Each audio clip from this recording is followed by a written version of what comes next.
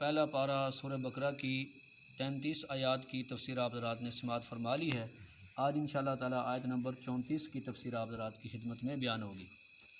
تو یہ جو آیات مبارکہ ہیں تو ان میں حضرت آدم علیہ السلام کا ہی واقعہ بیان ہو رہا ہے کہ اللہ تعالیٰ نے حضرت آدم علیہ السلام کو اپنا خلیفہ اور نائب بنایا، یعنی انسان کو اللہ نے اپنا خلیفہ اور نائب بنایا زمین میں۔ پھر اس کے بعد اللہ تعالیٰ نے حضرت آدم علیہ السلام کی عظمت کو ظاہر فرمانے کے لیے اللہ تعالیٰ نے فرشتوں کو حکم دیا کہ آدم علیہ السلام کو سجدہ کرو۔ تو تمام فرشتوں نے حضرت آدم علیہ السلام کو سجدہ کیا الا ابلیس، لیکن ابلیس نے، شیطان نے سجدہ نہیں کیا۔ تو اللہ پاک فرماتے ہیں ابا، اس نے انکار کیا، واستکبر، اور تکبر کیا، وکان من الکافرین، اور وہ کافروں میں سے ہو گیا۔ یعنی تمام فرشتوں نے اللہ پاک کی بات مان لی، حضرت آدم علیہ السلام کے سامنے سجدہ کیا، اور یہ تعظیمی سجدہ تھا۔ سجدے کی بحث انشاءاللہ آئے گی۔ یہ تعظیمی سجدہ تھا، لیکن ابلیس نے سجدہ نہیں کیا۔ تو اب یہاں پر پہلی بات تو یہ سمجھنے کی ہے کہ ابلیس جو ہے یہ جنات میں سے تھا، یہ جنات میں سے تھا، لیکن عبادت زیادہ کرنے کی وجہ سے اس کو فرشتوں میں رہنے کی اجازت مل گئی تھی، اور یہ فرشتوں میں رہتا تھا اور اتنے زیادہ یہ عبادت کرتا تھا کہ فرشتوں میں اس کا نام مشہور ہو گیا تھا طاؤس الملائکہ۔ طاؤس کہتے ہیں مور کو، یعنی کہ جیسے مور ہوتا ہے نا، وہ تمام جانوروں میں ایک منفرد اس کی شناخت ہوتی ہے، حیثیت ہوتی ہے، تو گویا اس کی بھی ایسے ہی فرشتوں کے اندر اس کا ایک مقام تھا، ہیں جی۔ تو اس کو طاؤس الملائکہ کہتے تھے۔ تو اتنی زیادہ یہ عبادت کرتا تھا۔ تو جب باقی فرشتوں کو حکم ہوا تو اس کو بھی ظاہر ساتھ ہی حکم ہوا تھا کہ یہ بھی سجدہ کرے، لیکن اس نے حضرت آدم علیہ السلام کو سجدہ نہیں کیا اور تکبر کیا، انکار کیا، اور یہ جملہ اس نے کہا کہ میں آدم علیہ السلام کو سجدہ کیوں کروں، کیونکہ میں آگ سے پیدا ہوا ہوں اور آدم علیہ السلام مٹی سے بنے ہیں، تو لہٰذا میرا مقام بڑا ہے۔ اور اس نے یہ بھی کہا کہ میری عمر بھی زیادہ ہے اور میں اس سے انسان سے طاقتور بھی زیادہ ہوں، لہٰذا میں کیوں آدم علیہ السلام کو سجدہ کروں۔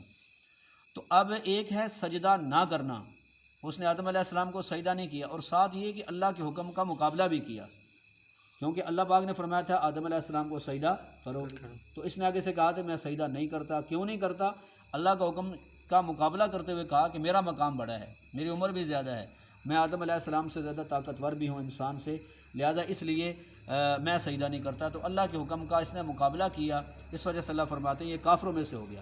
یہاں وکان من الکافرین کے دو ترجمے کیا مفسرین نے۔ ایک ترجمہ یہ کیا ہے کہ وہ کافروں میں سے تھا، مطلب یہ کہ اس کے دل میں پہلے سے کفر تھا، حسد اور بغض چھپا ہوا تھا آدم علیہ السلام کے بارے میں اور انسان کے بارے میں، لیکن جب سجدے کا حکم ہوا تو پھر اس کا کفر ظاہر ہو گیا۔ بات سمجھا رہی ہے؟ اس کا کفر ہے ظاہر ہو گیا۔ دوسرا ترجمہ کیا وہ کافروں میں سے ہو گیا، مطلب یہ ہے کہ جس وقت اس نے آدم علیہ السلام کے سامنے سجدہ نہیں کیا، اللہ کے حکم کا انکار کیا، مقابلہ کیا، تو وہ کافر ہو گیا۔ تو اب یہاں پر تین باتیں ہیں جو سمجھنے والی ہیں، جو حضرات مفسرین نے یہاں پر لکھی ہیں۔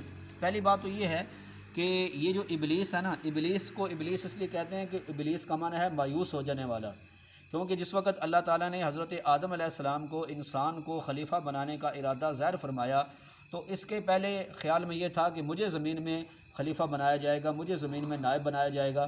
تو جب اللہ تعالیٰ نے حضرت انسان کو، حضرت آدم علیہ السلام کو خلیفہ بنانے کا ارادہ فرمایا تو یہ اس بات سے نا امید ہو گیا، اس وجہ سے اس کا نام ابلیس پڑا۔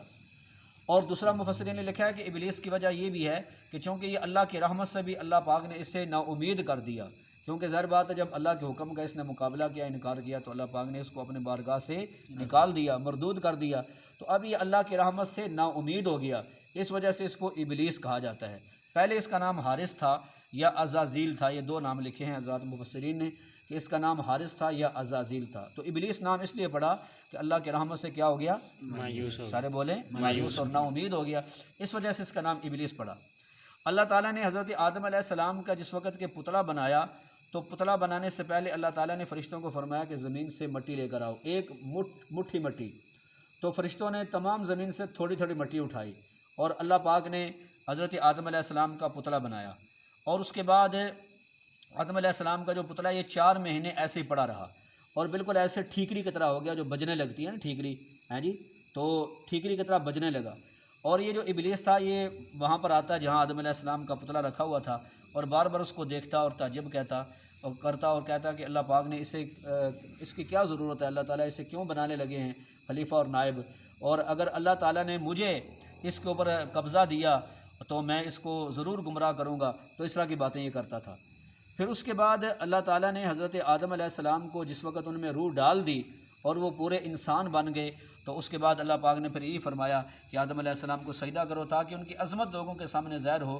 تو اس ابلیس نے حضرت آدم علیہ السلام کو سجدہ کرنے سے انکار کر دیا ہے جی۔ تو یہ آدم علیہ السلام کو سجدہ کرنے سے اس نے انکار کر دیا۔ دوسری بات یہ مفسرین نے لکھی ہے کہ اس دنیا، اس کائنات میں اور سب سے پہلا جو گناہ ہوا تھا نا وہ تکبر کا گناہ تھا۔ کون سا تھا؟ تکبر کی کیا تعریف ہے جی؟ تکبر کہتے ہیں کہ انسان اپنے آپ کو تو بہت بڑا سمجھے، بہت کچھ سمجھے، لیکن دوسروں کو حقیر سمجھے، دوسروں کو حقارت کی نظر سے دیکھے، دوسروں کو کمزور سمجھے یا کم سمجھے اور اپنے آپ کو بہت کچھ سمجھے، اس کو تکبر کہتے ہیں۔ تو اللہ تعالیٰ قرآن میں فرماتے ہیں نا ابا واستکبر، اس نے انکار بھی کیا اور تکبر بھی کیا۔ تو یاد رکھیں تکبر یہ بہت بڑا گناہ ہے اور تکبر اللہ کو بالکل پسند نہیں ہے، بلکہ اللہ تعالیٰ کو عاجزی پسند ہے۔ اس وجہ سے حدیث پاک میں آتا ہے رسول اللہ صلی اللہ علیہ وسلم نے ارشاد فرمایا جس کا مفہوم یہ ہے جو اللہ تعالیٰ کے لیے عاجزی اختیار کرے گا اللہ تعالیٰ اسے بلند کر دیں گے، اور جو بندہ تکبر کرے گا اللہ تعالیٰ اس کو پست کر دیں گے۔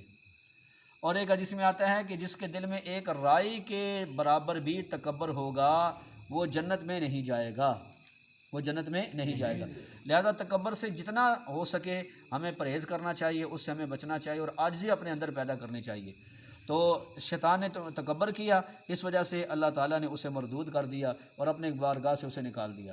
اچھا یہ جو تکبر ہوتا ہے نا، بڑائی ہوتی ہے، اپنے آپ کو انسان بہت کچھ سمجھتا ہے، تو اس کے علاج بھی بزرگوں نے بہت سارے بتائے ہیں، اور یہ جو علاج ہیں وہ قرآن و حدیث کی روشنی میں بتائے ہیں اور اس کا خلاصہ بتایا بھی تکبر سے ہم کیسے بچ سکتے ہیں اور تکبر اس کو کیسے ختم کیا جا سکتا ہے۔ اس میں سے ایک یہ بھی طریقہ بتایا گیا ہے حدیث پاک میں کہ بھئی سلام میں پہل کی جائے، سلام میں پہل کی جائے۔ تو حدیث میں آتا ہے جو بندہ سلام میں پہل کرتا ہے اسے دو فائدے ملتے ہیں۔ ایک فائدہ تو یہ ملتا ہے کہ وہ تکبر والی جو بیماری ہے نا وہ ختم ہو جاتی ہے، اور دوسرا فائدہ یہ بیان فرمایا گیا کہ وہ انسان جو سلام میں پہل کرتا ہے وہ اللہ تعالیٰ کے قریب ہو جاتا ہے، وہ اللہ تعالیٰ کے قریب ہو جاتا ہے۔ یہ دو فائدے حدیث پاک میں بیان فرمائے گئے ہیں۔ تو اس کے علاوہ اور بھی بہت ساری چیزیں تکبر کے ختم کرنے کے لیے بتائی گئی ہیں۔ ایک تو یہ کہ بھئی انسان وہ اپنے آپ کے بارے میں سوچے اور غور کرے کہ بھئی اللہ تعالیٰ نے مجھے کس چیز سے پیدا کیا ہے اور آخر میں میرا انجام کیا ہوگا۔ تو ایک حکیم الاسلام مولانا قاری محمد طیب صاحب رحمہ اللہ جو دارالعلوم دیوبند کے محتمم بھی تھے، وہ ایک مرتبہ انہوں نے ایک واقعہ لکھا ہے ایک بزرگ کا۔ فرماتے ہیں کہ ایک بزرگ جا رہے تھے راستے میں، تو آگے سے نا ایک نوجوان بڑا اکڑ اکڑ کے بازو پھیلا کے چل رہا تھا بڑے تکبر کے ساتھ۔ تو آپ نے فرمایا بھی عاجزی کے ساتھ چلو، اکڑ کے نہ چلو، اکڑ اللہ کو پسند ہے نہیں۔ اللہ فرماتے ہیں نا قرآن پاک میں وَلَا تَمْشِ فِي الْأَرْضِ مَرَحًا، زمین میں اکڑ کے نہ چل، اِنَّكَ لَن تَخْرِقَ الْأَرْضَ وَلَن تَبْلُغَ الْجِبَالَ طُولًا، تیرے اکڑنے کی وجہ سے زمین نہیں پھٹے گی، نہ ہی تیرے گردن پہاڑوں تک پہنچ سکتی ہے۔ بات سمجھا رہی ہے؟ تو عاجزی سے چلو۔ تو ان بزرگ نے کہا بھی آپ عاجزی اختیار کریں۔ تو وہ کہنے لگا جی آپ جانتے نہیں ہیں کہ میں کون ہوں، آپ جانتے نہیں ہیں میں کون ہوں۔ تو آپ نے فرمایا کہ مجھے پتہ ہے کہ تیری جو ابتدا ہے نا، ابتدا وہ تو ایک پانی کا ایک قطرہ ہے جو گندا قطرہ ہے، اور تیری انتہا یہ ہے کہ تو مر کے مٹی میں مل جائے گا، اور اس وقت تو اپنے پیٹ میں اتنے گندگی اٹھائے پھرتا ہے۔ کہنے لگا اللہ جزائے خیر دے، آپ نے مجھے حقیقت سمجھا دی۔ بات سمجھا رہی ہے؟ تو بتا انسان غور کرے نا تو تکبر والی بات تو ہے ہی کوئی نہیں، بھی غرور والی بات تو ہے ہی کوئی نہیں، انسان اپنی حقیقت پہ غور کرے۔ یہ جو عظمت عطا فرمائے یہ معاذ اللہ کا کرم ہے، اللہ کا فضل ہے، ورنہ انسان اگر اپنی حقیقت پہ غور کرے تو اس میں تکبر یا بڑائی والی تو کوئی بات ہے ہی نہیں ہے۔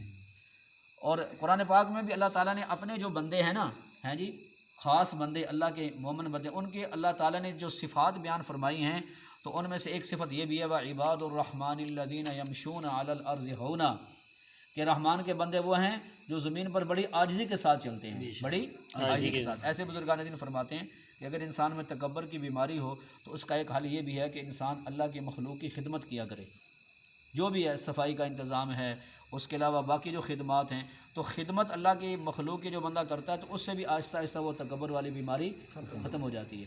تو بہرحال یہ سب سے پہلے یہ گناہ ہوا تھا تکبر والا، تو اللہ تعالیٰ کو عاجزی پسند ہے، تکبر اللہ کو پسند نہیں ہے۔ پھر تیسری اور آخری بات وہ یہ مفسرین نے لکھی ہے کہ آدم علیہ السلام کو اللہ تعالیٰ نے فرشتوں کو فرمایا کہ آدم کو سجدہ کرو، تو یہ سجدہ عبادت کے لیے نہیں تھا، کیونکہ عبادت کے طور پر کوئی کسی بھی امت میں سجدہ یہ جائز نہیں تھا، یہ سجدہ تھا تعظیم کے طور پر، ان کی عظمت کے لیے، جیسے کہ ہم کسی کو سلام کرتے ہیں، یا یہ ہے کہ مصافحہ کرتے ہیں، گلے ملتے ہیں، یا ان کے ہاتھوں کو بوسہ دے لیتے ہیں، یہ عظمت کے لیے، یا کھڑے ہو جاتے ہیں۔ بالکل ایسے ہی حضرت آدم علیہ السلام کو جو فرشتوں کو حکم ہوا کہ آدم علیہ السلام کو سجدہ کرو، تو یہ سجدہ کون سا تھا؟ سارے بولیں، یہ تعظیم کے طور پر تھا، یہ عبادت کے طور پر نہیں تھا۔ جیسے قرآن پاک میں موجود ہے کہ حضرت یوسف علیہ السلام کے والدین اور ان کے بھائی جب آپ سے ملاقات کے لیے آئے تھے تو انہوں نے بھی آپ کو سجدہ کیا تھا، وَخَرُّوا لَهُ سُجَّدًا، وہ سب سجدے میں گر پڑے، لیکن یہ سجدہ بھی کون سا تھا؟ تعظیم کے طور پر تھا، یہ عبادت کے طور پر نہیں تھا۔ البتہ یہ ہے کہ پہلی امتوں میں تعظیماً سجدہ جائز تھا، اور اس امت کے لیے جو حضور نبی کریم صلی اللہ علیہ وسلم کی امت ہے اور آخری امت ہے، اس میں تعظیماً سجدے کو بھی حرام قرار دے دیا گیا، اور اس میں کسی بھی مسلک کا کوئی اختلاف نہیں ہے۔ صرف یہ ہے کہ چند گمراہ لوگوں نے اس چیز کو متنازع بنا دی ہے، انشاءاللہ کل آپ اس کے تفصیلی دلائل سن لیں گے، لیکن یہ بنیادی بات سمجھ لیں کہ تعظیماً سجدہ اس امت میں حرام ہو گیا۔ جیسے کہ پہلی امتوں میں بہت ساری چیزیں حلال تھیں، لیکن اس امت میں اللہ پاک نے ان چیزوں کو حرام قرار دے دیا۔ مثال کے طور پر پہلی امتوں میں تصویر بنانا جائز تھا، قرآن پاک میں آتا ہے کہ حضرت سلیمان علیہ السلام کے لیے جنات بڑی بڑی تصویریں بناتے تھے، یعملون لہ ما یشاء من محاریب و تماثیل۔ حضرت سلیمان علیہ السلام کے کہنے پر اور ان کی چاہت پر جو جنات ہیں وہ بڑے بڑے محرابیں بناتے اور بڑی بڑی تصویریں بناتے۔ تو اس لیے اس چونکہ امت آخری امت ہے، لہٰذا ان کے لیے یہ چیزیں جائز تھیں، البتہ ان کو شرک کا ذریعہ بنانا اس سے منع کیا گیا تھا۔ اگر کوئی امت شرک کرتے تو دوسرا نبی آ جاتا اور اگر ان کو سمجھاتا، لیکن یہ امت چونکہ آخری امت ہے، لہٰذا اس امت کے لیے وہ چیزیں بھی منع ہوگی جو شرک کا ذریعہ بن سکتی ہیں، جو شرک کا ذریعہ بن سکتی ہیں اور سبب بن سکتی ہیں۔ ان میں سے ایک سجدہ تعظیمی بھی ہے، اور ان میں سے تصویر بنانا اور باقی چیزیں، ان کو بھی منع فرما دیا جو شرک کا ذریعہ بن سکیں۔ جیسے بہت سارے احکامات ہیں کہ وہاں پر گناہ کو منع کیا گیا ہے، تو جو چیزیں گناہ کی طرف لے کر جاتی ہیں، جو ذریعہ بنتی ہیں، ان کو بھی منع کیا گیا ہے۔ ایسے ہی شرک کو بھی منع کیا گیا، اور جو چیزیں شرک کی طرف لے کر جاتی ہیں ان کو بھی منع کر دیا گیا۔ تو یہ سجدہ تعظیمی جو ہے تو یہ اس امت کے لیے حرام قرار دے دیا۔ اب سجدہ تعظیماً کا بھی اللہ کے علاوہ کسی اور کے سامنے جائز نہیں ہے۔ عبادت کا تو کسی بھی امت میں حلال نہیں تھا غیر اللہ کے لیے، لیکن اب تعظیماً سجدہ یہ بھی حرام ہو گیا۔ باقی اس کے تفصیلی دلائل انشاءاللہ کل آپ حضرات کے سامنے آ جائیں گے۔ اللہ تعالی ہم سب کو عمل کی توفیق عطا فرمائے۔